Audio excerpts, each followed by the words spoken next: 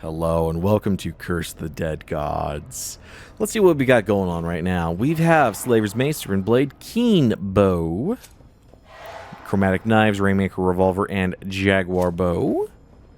Hunting Axes, Barbed Whip, Feathered Spear. And Blazing Blade, Barbed Shield, and Sticks of Dynamite. Let's go ahead and take the Blazing Blade. And we're going to go here. Then we're going to remove Unquenchable Thirst. I didn't really feel its effects that much. And we're going to put on Sikal's Treasures. That's it.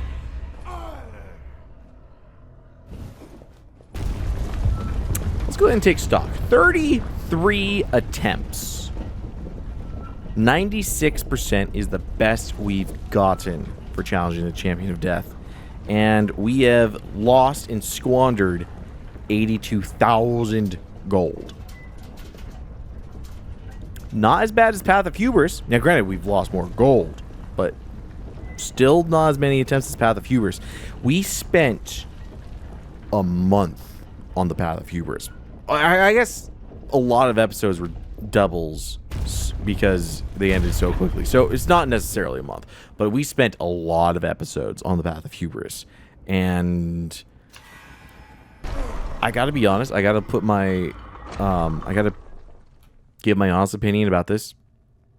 I don't think I'm going to be able to beat this temple before Season 1 ends. I think we're going to be stuck. Which is unfortunate. A lot of that is going around between this and Enter the Gungeon. I was really hoping to be able to see more or get everything done in these games for a season. But at the same time, it's not like I've missed stuff.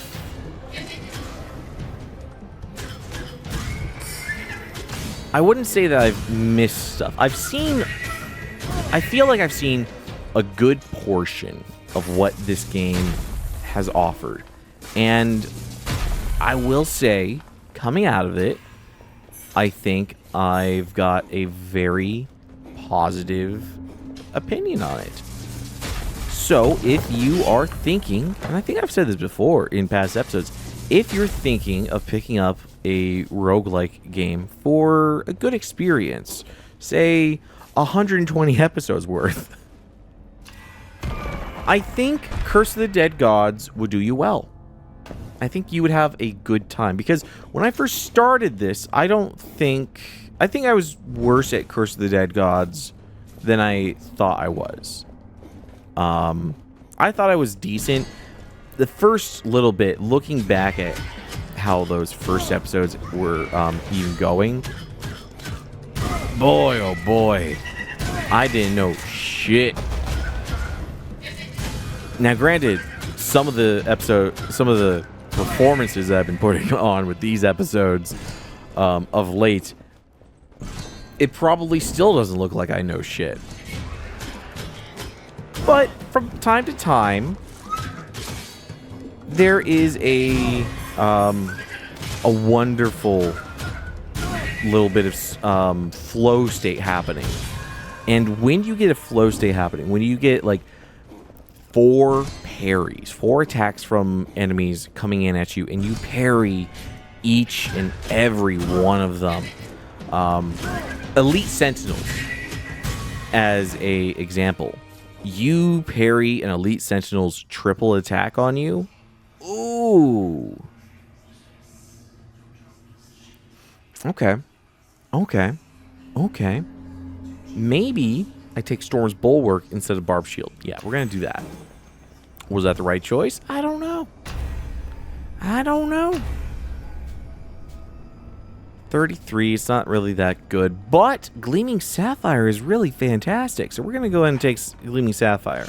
Start the perception going up as much as possible and get that 6% base damage. Now, I do need to buy things to make my perception go up, because the numbers need to go up, infinite growth and all that. It's how this country is going to shit as much as it is, because everyone is so focused on infinite growth and is so afraid of plateauing that any semblance of just flatlining, they think it's a death sentence, and honestly, it's not. Oh my god, we only made, $400 million this year. Okay. What did you make in the last year? $400 million. What did you make the year before that? Well, we made $280 million. Okay. What did you make the year before that? Well, we made $200 million. Okay. So do you not think that maybe your industry, I'm not saying it is, but maybe your industry has a cap for a company your size and of your position of just $400-something million? No, we have to have infinite growth. We're a software developer. The number only goes up. How dare you ever think that the number is going to go down? There's got to be a better analogy than that. But there's, I know this is a logical fallacy thing, where if you're not with them, you're against them. So everyone's afraid of saying anything bad or something negative about the status quo, and they get ostracized immediately for it, which is bad, because that's kind of what feels like the last 15 years have been since the beginning of 2010.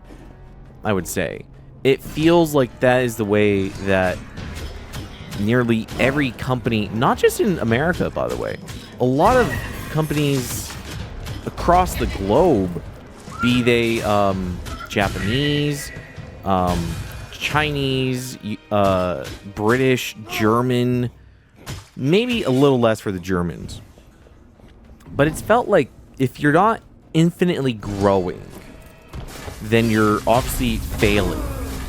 But it's like, but you're posting record profits. Now, granted, no, those profits are going back into your company. They're going directly into pocketbooks of your C-suites. Which, hey, if you're in the C-suite, awesome for you. But you can't run a company on C-suites. As much as people want to say, oh, well, people in the C-suite executives, they've earned, I think, with what we've seen from the Boeing executive on trial, earning $35 million a year. Meanwhile, people actually building the plane, building the thing, the product that makes them the money, have had to fight tooth and nail for a 1% wage increase. I mean, you might say it's unfair that C-suites get to live on, 45, a guaranteed 45. And I understand why C-suites want infinite growth. It means that they get to keep getting huge bonuses. It means that they get to keep saying, well, my income has grown by 30%, 10%, 45%. Every company that I've ever worked at, I've been back office. A lot of the stuff that I've been doing was back office. And I never once thought that, hey, what I'm doing is worth the big bucks. But I will say that there never was a day that I thought going into work that what I was doing was a waste. That what I was doing was genuinely keeping the company alive and keeping them in the position to make the income that they grew accustomed to. And then, of course, when they have bad management and it goes into one thing or another, it turns into, well, we want to move in a different direction. We want to do this. We want to do the X, Y, and you're not part of that plan anymore. It's like, great. I just saw you cut 4 other people around me. I never seen a manager. It was like, are the managers getting the short end of the stick last?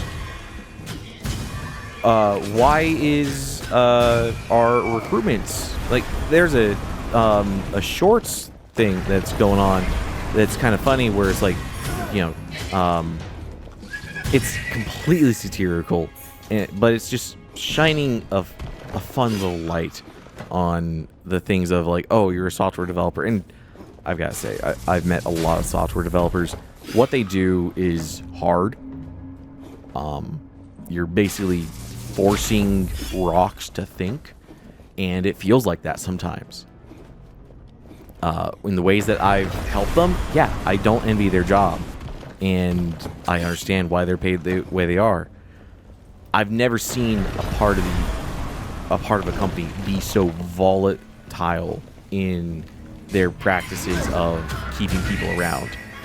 You want to talk about someone that is probably considered, oh, well, as soon as we have a bad year, cut that department. It's like, are you serious? You're cutting your back end, and then you're not. And this is from multiple companies. But the fact that I've seen it happen over and over again in different industries as well, it's not a good feeling. But you never see C-suites. You never see anyone. You see people from lower management sometimes, but it seems like when they get hit, it's because of an actual fuck up. When you've had a bad year, it's never anyone from a certain stratus or a certain stratus in a company that gets hit. It's always lowest denomination gets hit first, which sucks. And I'm not saying people need to lose their jobs, but when you fire 50 people and then the reasoning for the firing or the layoffs, because it's not firing, the reason for the layoffs is, well, we didn't have a good year when we've had multiple bad years. And the economy just isn't doing it what it is. It's like, great, I didn't see a raise last year. I haven't seen a raise in 2 years. And the last time I did get a raise, it was 3%. I don't know if they understand this, but cost of living has gone up. So, while my paycheck has stayed the same for 2 years, my purchase power, I'm gonna die, has gone down quite a bit. What took $5 to buy is now taking, $14. Nearly triple the price, but I have the same income. Yeah, I knew that wasn't going to stay long. And I don't know where I'm going with this tangent. It's just working for there's got to be a mindset change on higher in companies, where you need to stop thinking of the number has to go up, and when it doesn't go up, it means we're failing, and it means that we need to cut, and it means that we need to secure ourselves. Securing yourself by cutting out the limbs from underneath you, I wouldn't say that's a very sound strategy for long-term growth. I think it's a great way to have short-term growth. A lot of industries have shown that it is an amazing way for short-term growth. But when you're on your 5th year, when you're on your 9th year, when you're on your 20th year of doing short-term growth strategies, and then you're looking at other industries or you're looking at other companies, other corporations that decided, hey, let's not do the short-term growth strategy. Let's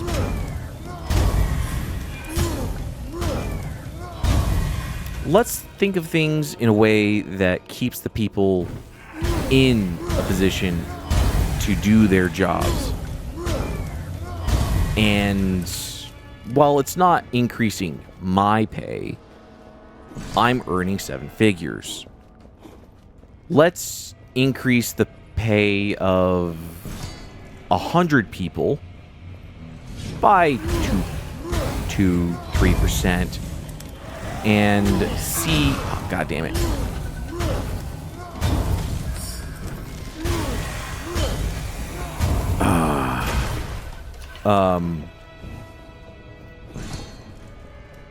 Maybe a C-suite executive doesn't need to be paid millions and millions of dollars. Maybe they do. There's a lot of loopholes and there's a lot of bullshit strategies. And I think that's enough of a hole that I will dig myself into. Let's talk about the game. Dodging now makes us intangible. Dark swiftness. I'm not a big fan of this. I like the intangibleness of it, but I'm not a big fan of it overall because it makes everything dark. It eliminates our light source, and I don't like eliminating our light source. I feel like we need to keep the light source.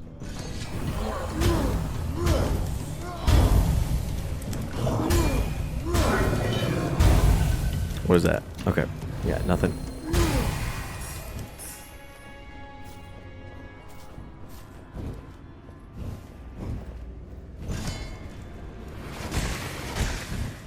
Oh, okay. Well, I was in the poison gas.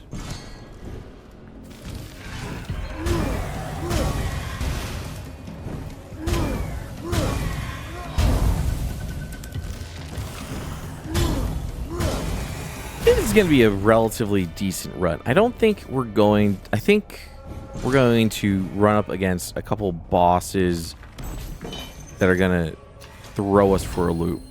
But I think we're going to have a decent chance. Now, the first boss that we're going to be going up against is going to be the Dark Avatar of the Serpent. And I don't think it's going to be bad against him. The ones that I am worried about is most likely going to be the Dark Avatar of the Eagle, of course. And I think that's just because that is a hard... It's been proven and shown time and time again that that is a difficult spot for me to get through. The Jaguar, though, I think is going to be a surprising difficulty for me with the hammer. Because he tends to work better with builds that you can either stay at range or attack quickly. We can't do that. We have to be right up on him and we attack slow. And we are locked in to the attack animations. So it's going to be quite troublesome to get through.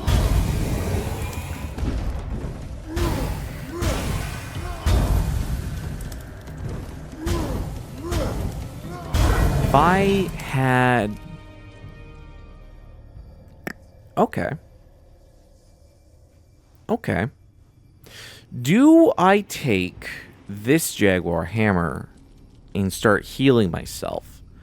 Or do I retain the Jaguar hammer that I came in with for the hopes of higher attack power? I think I'm going to stick with the one that I got and do my best to grow my perception.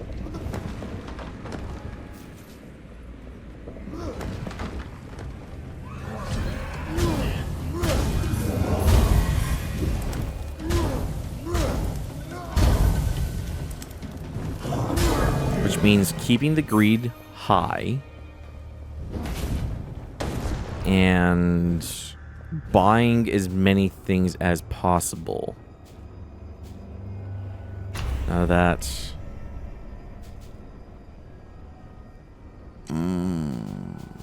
we're gonna offer blood. It's not wise to offer blood for this. An amber pendant is kind of what I need for this. But I want healing. I want healing so bad. I always want healing. I think healing is a joke. I think healing is the wrong move there. I think amber pendant is the right move. Because with the amber pendant, we're going to be able to attack once more. And that means that...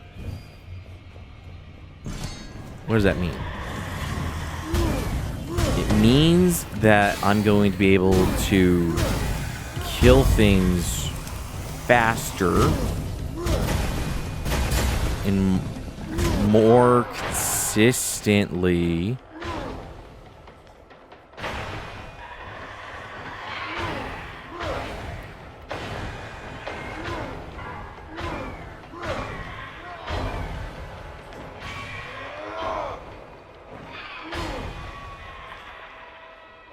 Current room, disregard. We can't buy shit. Okay, we can buy shit. Oh, interesting. Interesting. Well, we're gonna have to buy shit.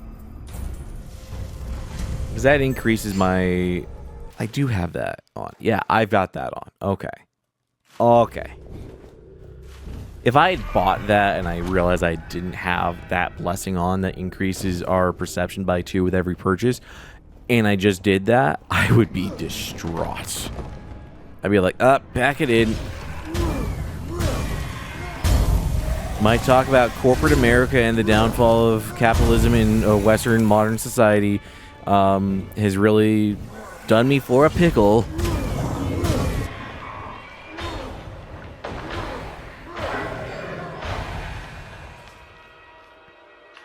And I will also say that all that stuff that I said before, true thoughts, much of a hole that I dug in. It's not an unpopular opinion either, especially to people that are on the internet, I would say. So it's not like I'm being brave about my stance. It is also probably one of the most surface level stances to take. I'm not original.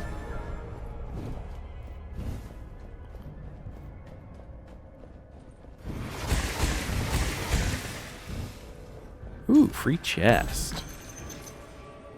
Extra gold. Imagine if I was like 70 gold short and then I offer blood instead of buying it. And then I go back and see that and be like, "Ah, man, that would have been really distraught worthy." That would have been a real bummer.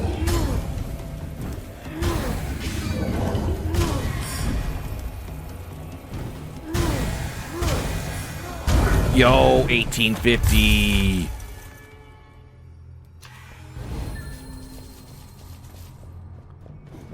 Okay. A gleaming sapphire. That's what I want. I know what I want. I want a gleaming sapphire. This is a high money run.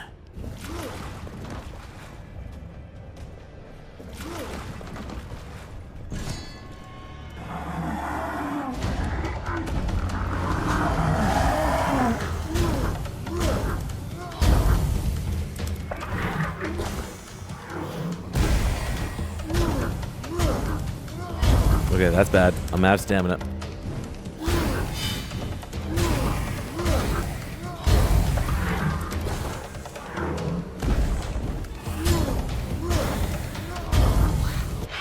Damn it.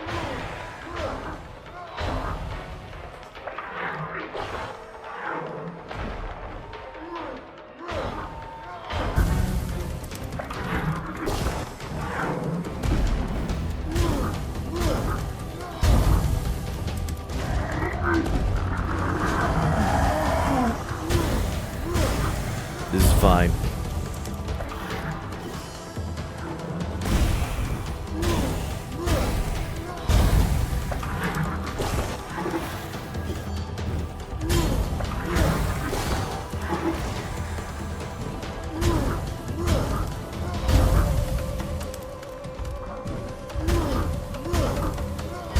This is fine.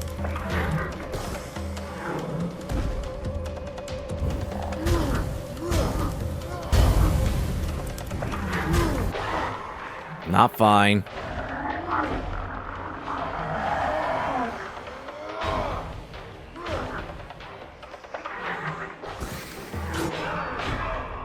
Really not fine. I wasn't expecting to dive to that. Man, that sucks. Thank you guys for watching. I hope you guys enjoyed the episode. If you did, click that like button and subscribe to the channel. And maybe ring the bell. Maybe leave a comment. Maybe stick around. Watch another video. Do whatever you want. I'm not your dad. I'm not your mom. I'm not your therapist. But with that said, you guys have a wonderful day. I'll see you next time.